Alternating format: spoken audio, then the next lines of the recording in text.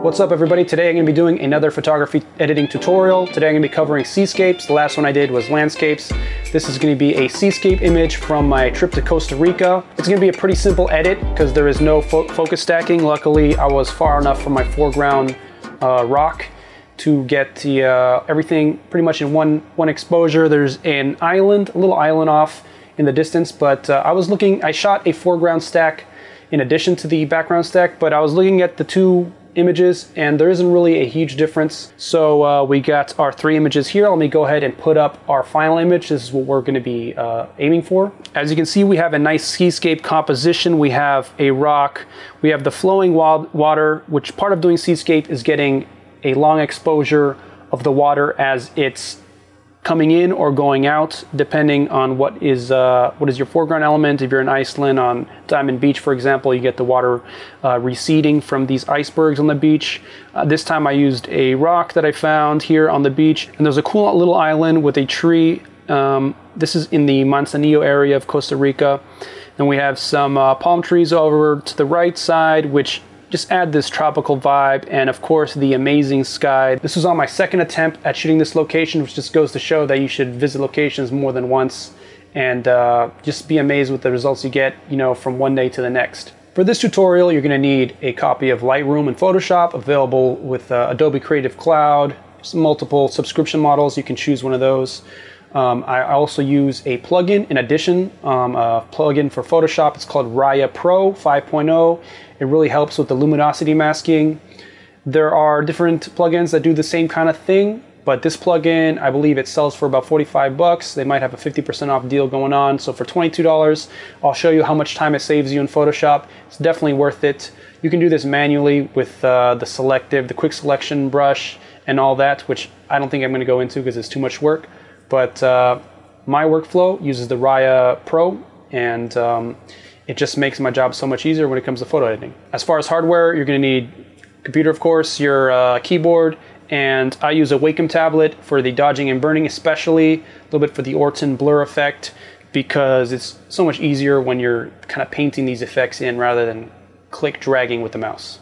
So we got our images loaded up here in Lightroom, and let's dive right in. Looking at our exposures here, we have our base exposure, we have our highlights or our overexposed, and we have our sky image here. And then this is the final one. You can see it's cropped in at a 4:5 aspect ratio for Instagram, and you don't really lose too much down here, not really much interesting going on. We lose a little bit of the sky, but I believe I kept everything up here and just cropped out the sand in the bottom. So we want to start out with our lens corrections, get rid of that distortion and the vignette. Then I like to switch this to Adobe Landscape, pop the colors a little bit.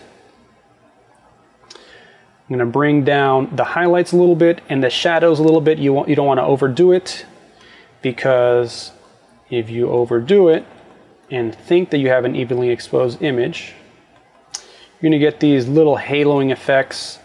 It's not too noticeable if you don't really know what you're looking for, but yeah, I don't like to get any haloing. What I am noticing is there is still some chromatic aberration here. Even though you use the lens correction, remove chromatic aberrations feature, sometimes when you have trees or something in front of a bright sky, you'll still get a little bit of chromatic aberrations.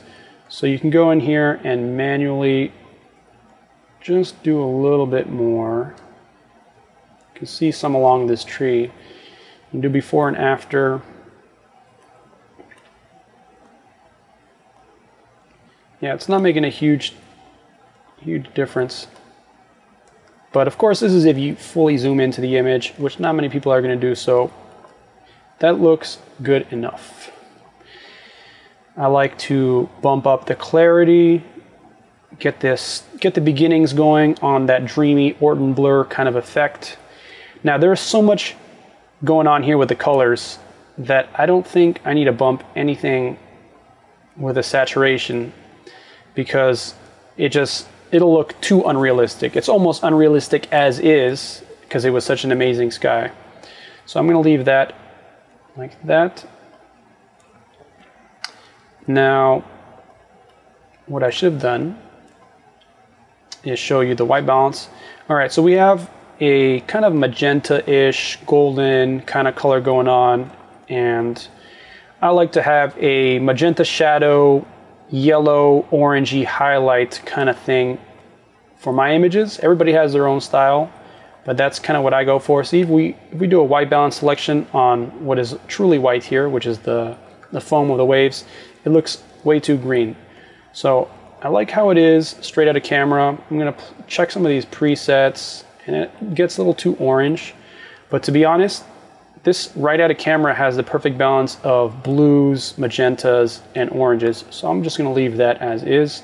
And I'm not even gonna add any split toning because I don't think it's necessary. I'm gonna try add a tiny bit just to see what it looks like. But if anything, I'm gonna add this as a final step because the colors are pretty good as is. I might just add a tiny bit, especially of these highlights, you know, bring out that sky a little bit, but definitely not too much of the shadows because it is quite magenta-ish as is. So that looks good. A little split toning doesn't hurt nobody. So this is our base image. We're going to control select our other brackets. We're going to click sync, apply all settings. You're going to see your brightest image here. You're going to see your brightest image become extremely overexposed. To be honest, I'm not fully sure I'm going to use the brightest image because there's only a little bit of dark shadows here that that are too underexposed.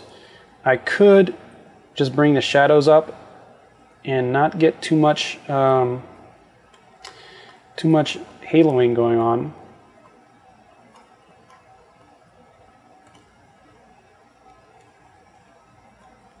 Because I'm not too worried about getting anything detail-wise here. You do want to have a white point and a black point in your images. So I'm going to discard this layer or shot. We're definitely going to use this for the sky because our sky is way overexposed here. And for best results, you want to have your sky definitely in your underexposed shot. I'm going to adjust the exposure only for the sky, disregarding anything that happens here because this is what's going to get masked in when we use our plugin in Photoshop and we bring these layers into Photoshop. I'll show you how that works. It's looking pretty good. Do a quick before and after so you can see it was way too dark. We brought out those shadows. Highlights stayed pretty much the same. And go into our other layer. Way too dark. We got a nice color going on. And this is a great starting point. I'm going to select these two layers, right click, edit in, open as layers in Photoshop. All right, we're here in Photoshop. We have our two layers. And it looks like, and you want to use one layer as your base layer and one as the layer that will get masked in. Generally, the layer that will be on the bottom will have the least masking done to it. For example, this top layer, I'm really only going to be using the sky. So our plugin, our Raya Pro plugin, will be able to take care of that real quick, and it would be easier than using this as the bright version to mask in on top of the dark layer. So we'll stack that accordingly. This is the Raya Pro extension that I was talking about. Here is the hub. It's got a lot of different features, a lot of things that I don't even use or know how to use. I really just use the auto dark, the auto bright, which creates a set of masks in order of light to bright, and I'll show you how it works. It's easier than explaining. So we got our layers stacked. We select our dark layer on top. We go to auto dark because we have the dark layer on top that will get masked in. So as you can see here, we have 6 layers. Each of them is a different strength of mask. And you can see here with masks, the dark is not included and the white or the gray or the lighter color is included in the mask. So if you click the hide and reveal on this layer, you'll see it usually has the first mask set up as default, and it's affecting the sky. It's also affecting a little bit of the reflection and a lot of areas on the image that I don't want to be affected. I pretty much only want the sky. So we're going to play around here, and you also see that it creates a very flat look that can be fixed with contrast later in Lightroom, but I really don't want to have that look to begin with. So I'm going to go and see how I can get pretty much only the sky. You can even look visually here. Looks like 3 is going to be our best bet. And it's a little bit of the reflection, which I'm going to paint out, and the sky. And actually the way it's looking, even the sky isn't as dark as I would like. If we hide this mask real quick, you'll see how dark it is, and I kind of want it closer to this in the final image because it's a little punchier than this flat-ish kind of thing, because the plugin is really only analyzing the dark and light areas, and it'll make a very flat, even exposure out of it. So I might stick with something like 2 to make sure, no, 3 to make sure I don't get too much of the foreground. And this gets darkened over here, this reflection. But I think that's fine because I don't want too much focus there. I'm gonna maybe dodge some of this white over here and make that pop, dodge some of this here. So I think that's a good starting point. Once you have your particular mask selected, you press select, the rest of them disappear, and then now we have our single mask. So like I said, I'm going to work with this a little bit more. I'm gonna take my brush, opacity about 15, we're gonna go to black to remove. We're gonna move some of the mask from this rock because I definitely don't want to kill the reflection on the rock. This is where our Wacom tablet comes into play. And we're gonna brush some of that mask out. Make sure you have your mask layer selected, otherwise you're gonna be painting colors rather than unmasking. A little before and after, as we can see, it's only really affecting this area over here. A little bit of this foam.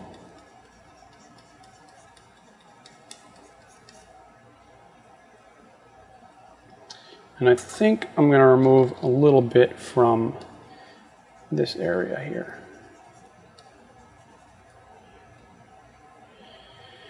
Okay, so now we have to fix the sky,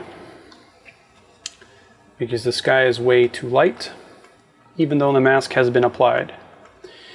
There are different ways to select just the sky.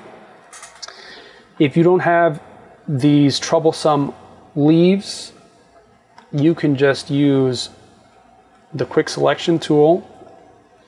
Select the sky, alt click to deselect some areas that you would not like selected. Problem is, these leaves are very thin, and so even if you worked on this mask through the select and mask function, it's still going to take a lot of work.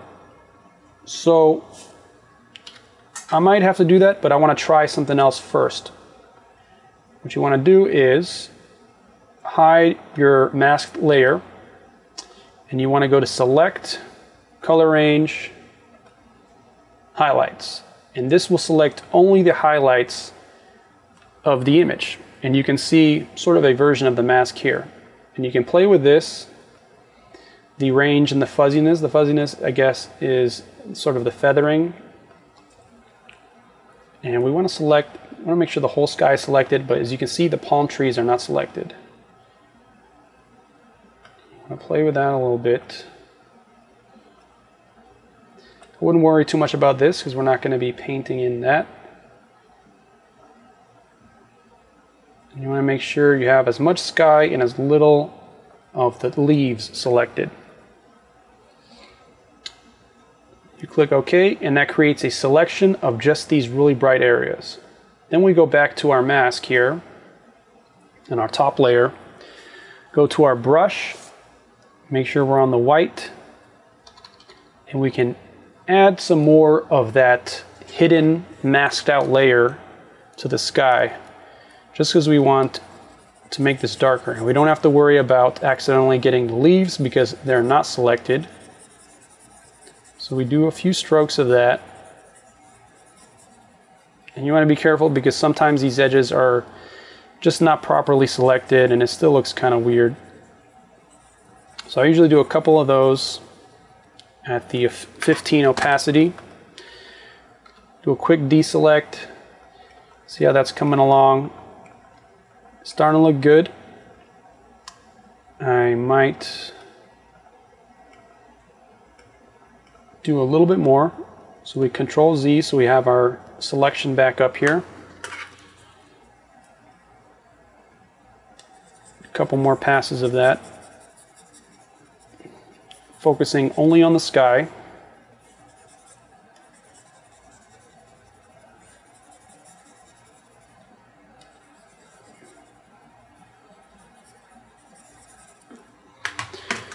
Control D to see that again.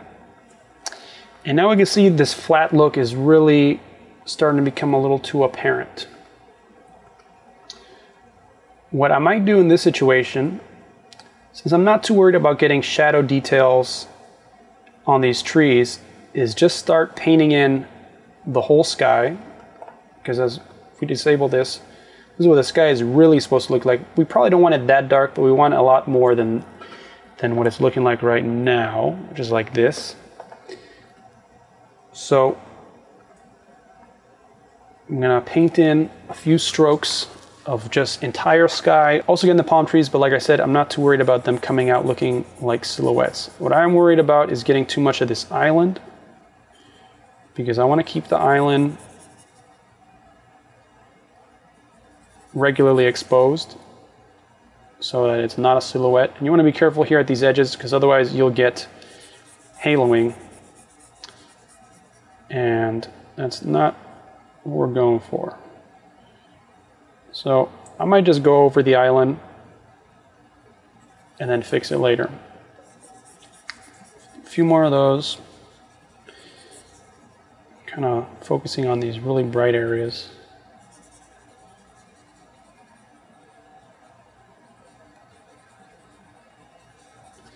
We can see we didn't lose too much of the shadows here. We definitely brought the sky back more. And I think that's a good starting point.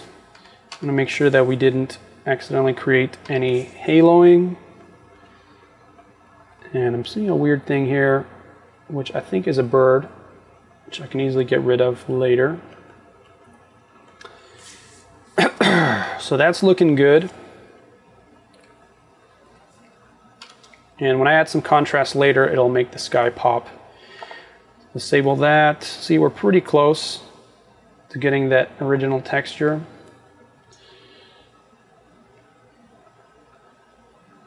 And that is looking good. Might do one more.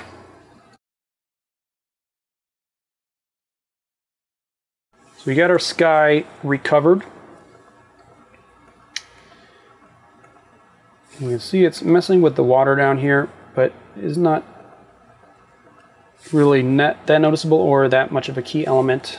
Let's make sure our island isn't lost or too dark. Nope, that's fine.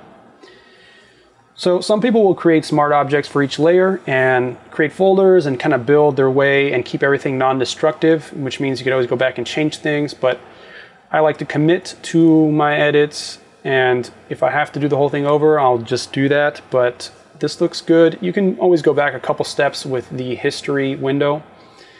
But I'm going to go ahead and merge these layers. Make sure you're always saving. And what I'm going to do now is crop it for Instagram. So this is the 4:5 aspect ratio. It's almost a little too tight here. And I don't want to lose too much sky. So we'll do something like that.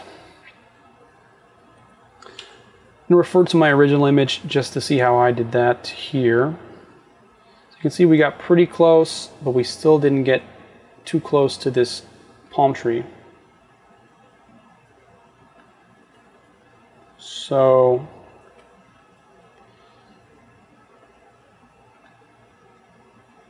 actually this original image isn't in 4x5, which sometimes I'll just make a 4x5 version separately for Instagram and keep my original image as close to whatever the composition is that I wanted. So that's what we're going to do here. So Control Z, and we're going to create a custom crop, and we want to keep all the sky, and we don't want to lose too much of the foreground, just enough, maybe like this, and we'll get rid of some of these bubbles here and stuff shortly. And that way it isn't too much of a crop once we get to the 4x5 for the Instagram version. So that looks good. Next step is always removing distracting elements before I get to any dodging and burning, just so I have a good starting point. So anything that's bright will usually draw the eye, and I will content aware fill all these little things, and it's just the little details, especially around the border, that really make the image and add this kind of image of simplicity or minimalism. Even if the image wasn't that minimal to begin with, you can make it just easier for the viewer to, I guess, understand what the concept and what the focus was. Art is very subjective, so a lot of these things you really do as much as you feel necessary and adds to the image, because you can easily get carried away and take out too many things.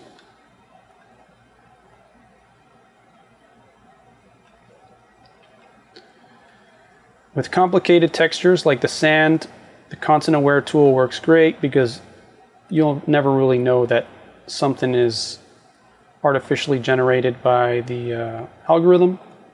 I mean, there's a little bit of blurriness here on some of these, so you do want to keep an eye. Actually, I don't know why it is doing that. Let's try again.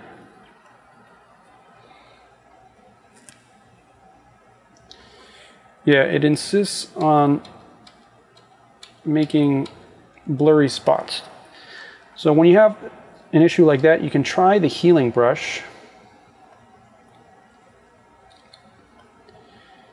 which sometimes the healing brush itself leaves blurry spots and the content aware fill does a better job. But in this case, it looks like the healing brush is doing a better job at getting rid of these distracting elements. So I'll switch to that for a little bit.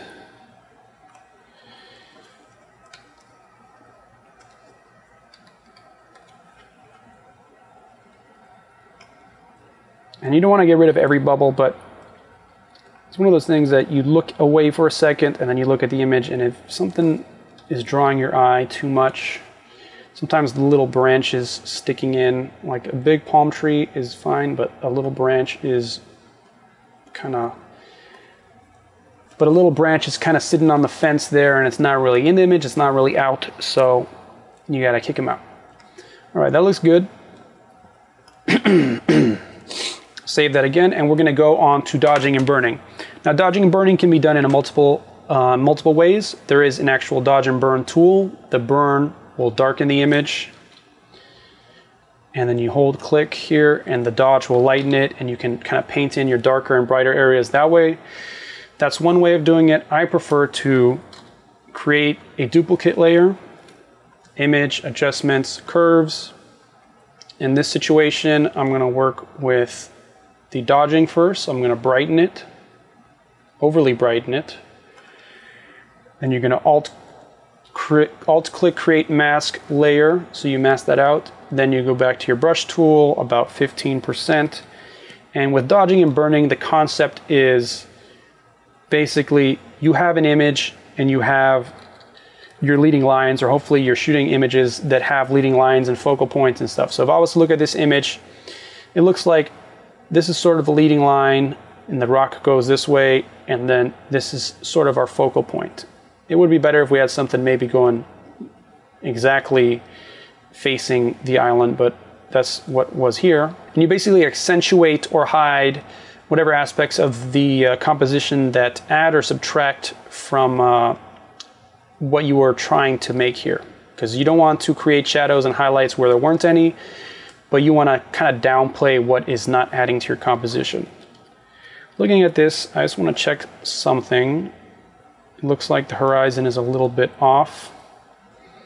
So that's always something to keep in mind when you're doing your first steps here. So I'm going to line that up a little bit better.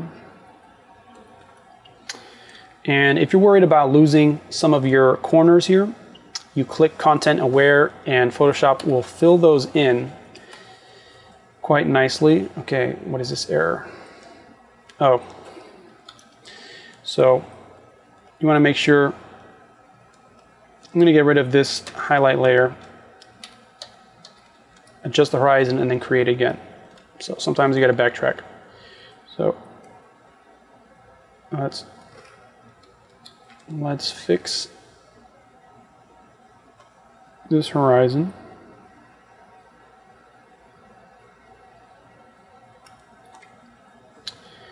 And then now the Content Aware should work.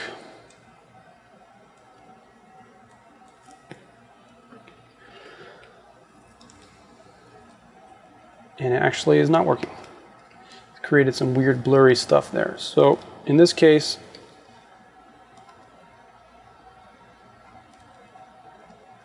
I'm going to fix the horizon.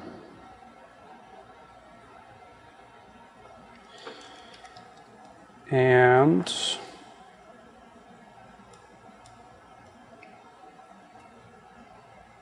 I'm going to do this manually.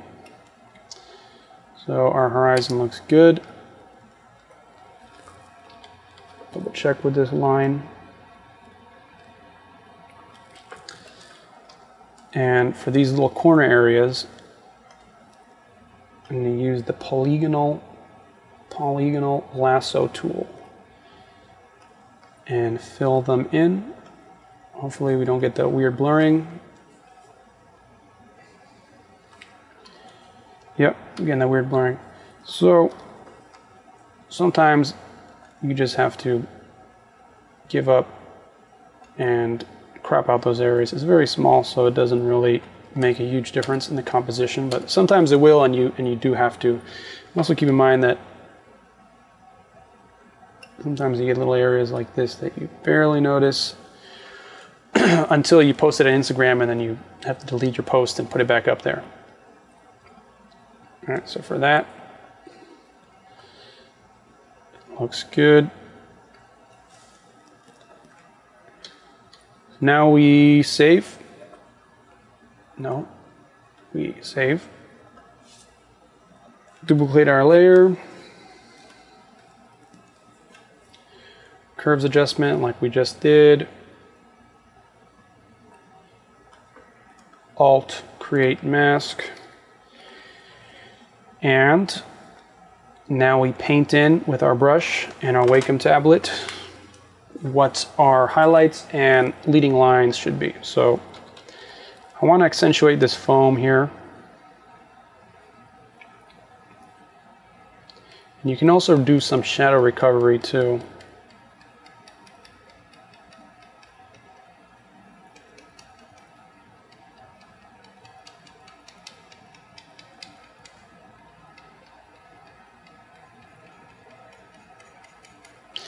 And you don't want to create lines that weren't here. Like I said, you can accentuate things.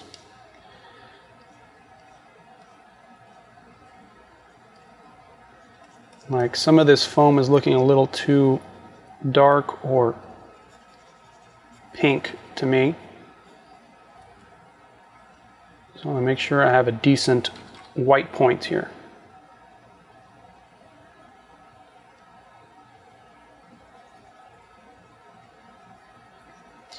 I'm going to be adding Orton Blur to some of these highlights as well, so I don't want to overdo it with the dodging.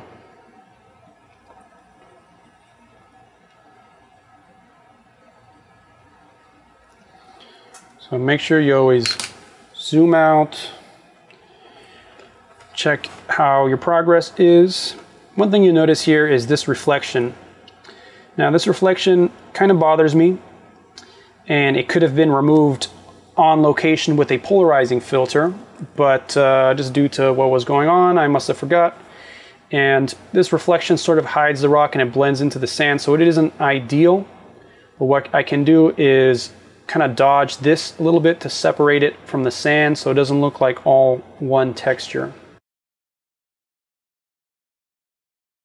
And you don't want to overdo it to where it's clipping, but you want to do just enough. And then maybe we'll burn some of this, some of the areas here to kind of create a contrasting line.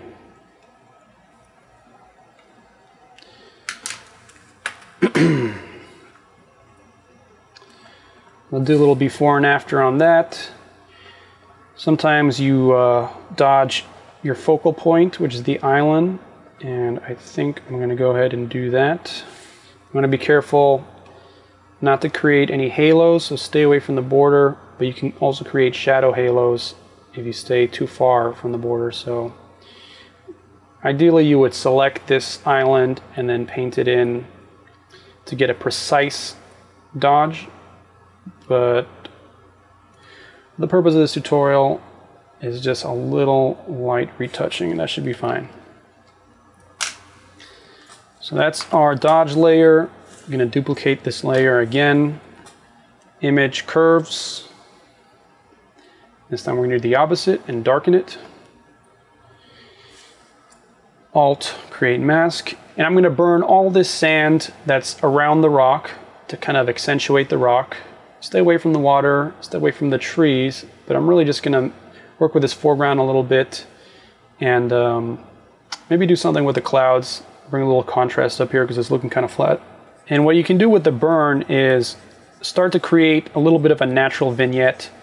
You can always add the vignette in Lightroom later, but you want to have a starting point and then just kind of add to that, because by accentuating the shadows here,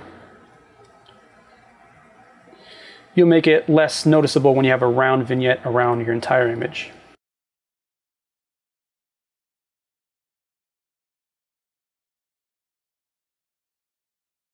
And you want to be careful with your burning, because if you burn a highlight or a white part of the image, it'll look sort of gray like that. I don't think it's that noticeable in that particular case, but definitely don't want to overdo it.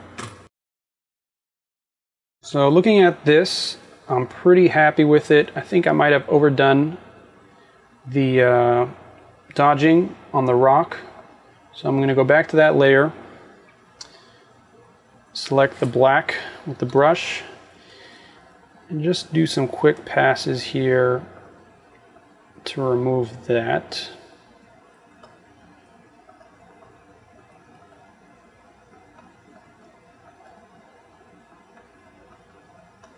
You can also reduce the opacity on the entire layer, but I don't think the rest of it looks too bad. Just want to reduce that a little bit.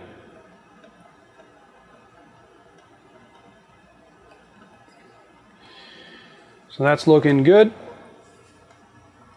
Remember, I said I was going to do a little bit to the clouds here.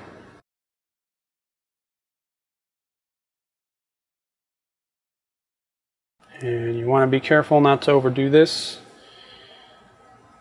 And you can always erase a little bit if you think you've overdone it.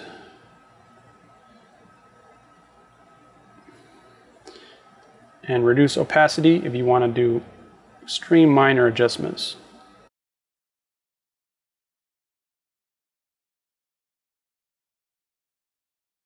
Now onto the Orton Blur effect. So for the Orton Blur, you might have seen photos on the internet or Instagram that have this soft, dreamy kind of look that looks like somebody just took the clarity slider and took it all the way to the left, but a lot of it is done very selectively. At least that's the way I like to do it, and the way it's done properly is just to be selective and apply Orton Blur, maybe to your highlights, anywhere where you have rays of the sun any really bright areas kind of make the Orton effect look less like it was overdone in post. So for example, in this area, I'm going to add some to the clouds up here. I think I'm going to dodge. I think I'm going to burn some of this because this looks a little bright. But add some to the rock and add some to the reflections here. And there are different ways of adding Orton Blur. You can paint in clarity in Lightroom, but I'm going to show you the way that I like to add Orton Blur. First, let me fix this cloud area real quick.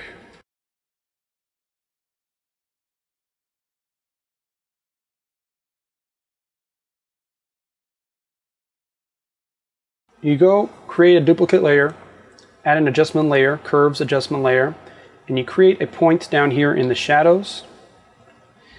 And then you create another point up here in the highlights, because when you add an Orton Blur, you also want to add a little bit of dodging, basically. So you want to exaggerate it a little bit here, and then click this button, which will affect only the layer immediately below the adjustment layer. Then you go into Filter, Blur, Gaussian Blur, and you can play with this radius setting. You don't want to have something crazy like that, and you want it too mild. I usually leave it around 7. Click OK, Alt, create mask, and then from here we're going to use the same concept as with the dodging and burning, and we're going to paint in some of this Orton Blur. Opacity I usually have around 15. I'm going to bring out some of these highlights in the clouds.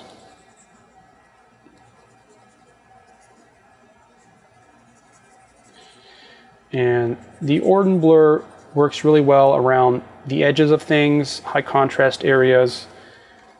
You can add it to large parts of the image, but I like to add it just to borders and areas where it'll be noticeable. And then we're going to add some clarity in Lightroom and kind of accentuate a little bit the areas that have Orton Blur applied to them. So it's a two-step process technically. Water looks pretty good when you add Orton Blur to it, because especially with a long exposure, it's already pretty silky looking. There's a little bit over here on the horizon and around our focal point.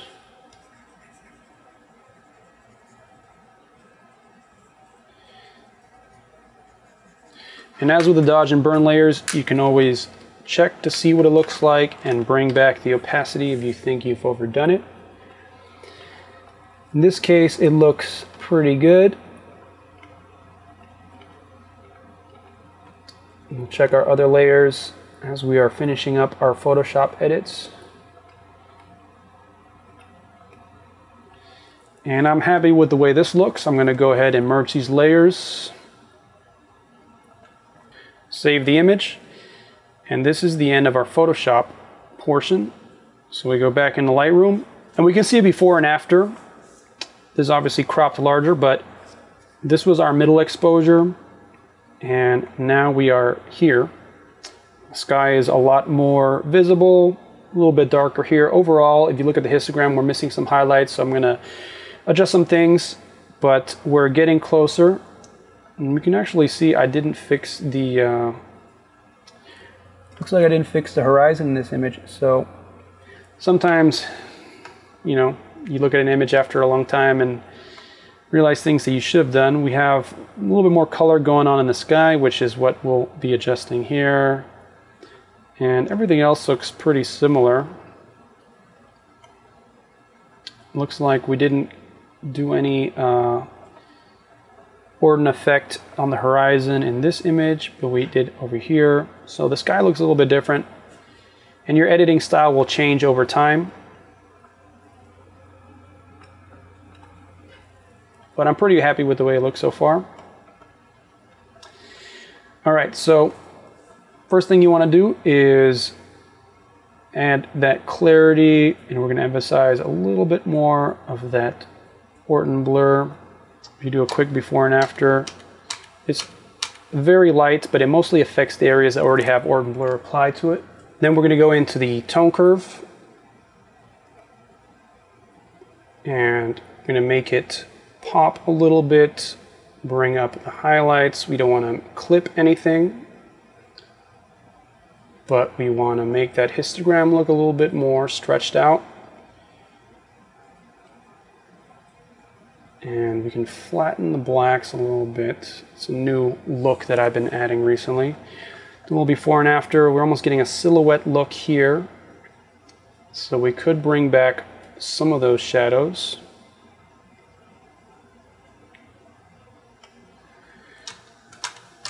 So it's starting to look at least closer to the color of this original one. Looks like the sky a little bit more soft. What else? We can raise the whole exposure, bring those highlights down because it seems a little overall dark. Now I would usually add a little bit of split toning in post there's a final step here, but I think the colors are already kind of where I want them. But it's good to try it out and just see what it looks like and then decide to go ahead with it or not. So I don't really think it's adding much.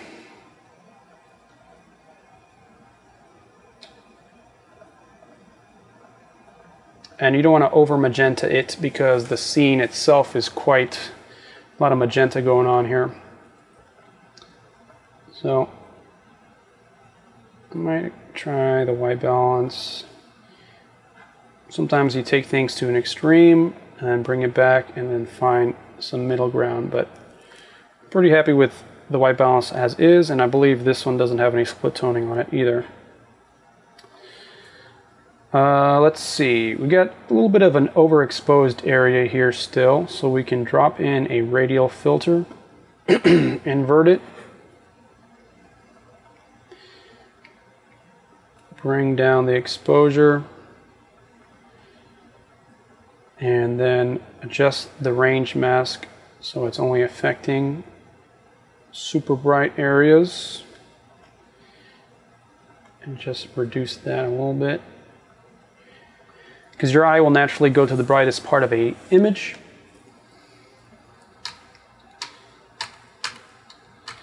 And since this is sort of our focal point, I'll probably drop another radial filter here. Invert.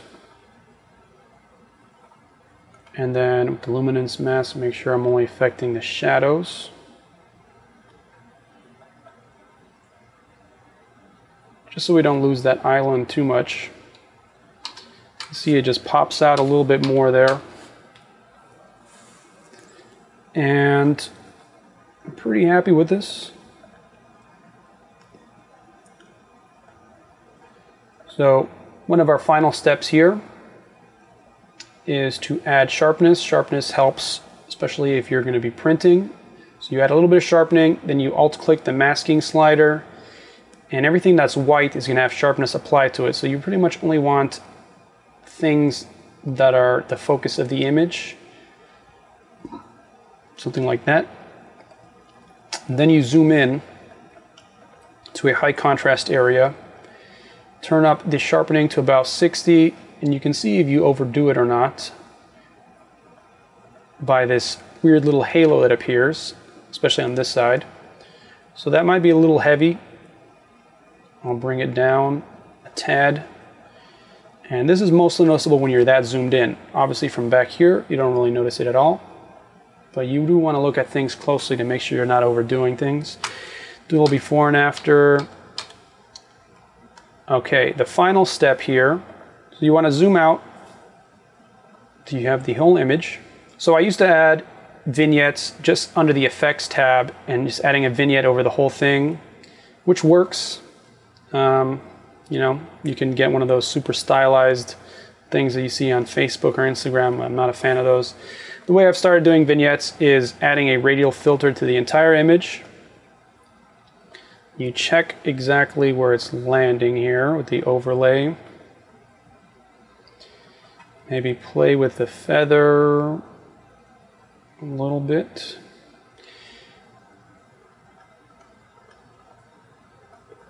And then when you add your drop in exposure, you go to the range mask, and by masking out the darker areas, you only be applying this vignette to the lighter areas, thus giving you a more evenly exposed vignette rather than just applying vignette to the whole thing. So I'll do a before and after. Looks a little heavy. So I'll pull that back. Maybe increase the size of this.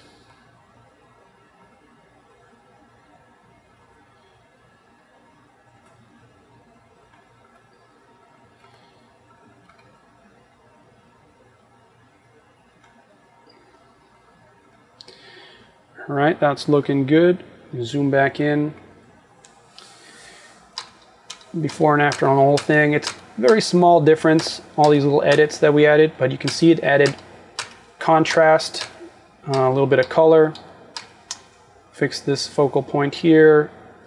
A little bit more of that dreamy blur look, which I think I could use a little bit more. And then I'm noticing it's a little bit too much magenta. Sometimes you need to complete an edit, walk away, and then come back to it later, and you'll notice things that you overdid. So I have a feeling I'm gonna be regretting how much magenta I added here. So you go and you find your colors that are overdone, and you just pull them back a little bit.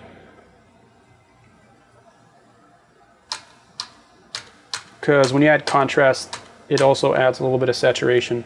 So that is looking pretty good. I think I might want to bring up the exposure on my foreground element because it's sort of getting lost here.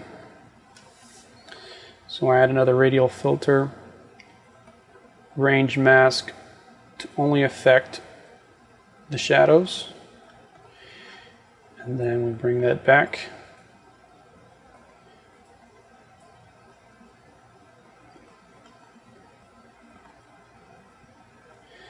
Just a tiny bit, because I felt like we were losing it. And overall, I'm happy with that. Looks pretty similar to what we had here. There's a little bit more contrast in some areas, but I do like the Orton Blur on the horizon.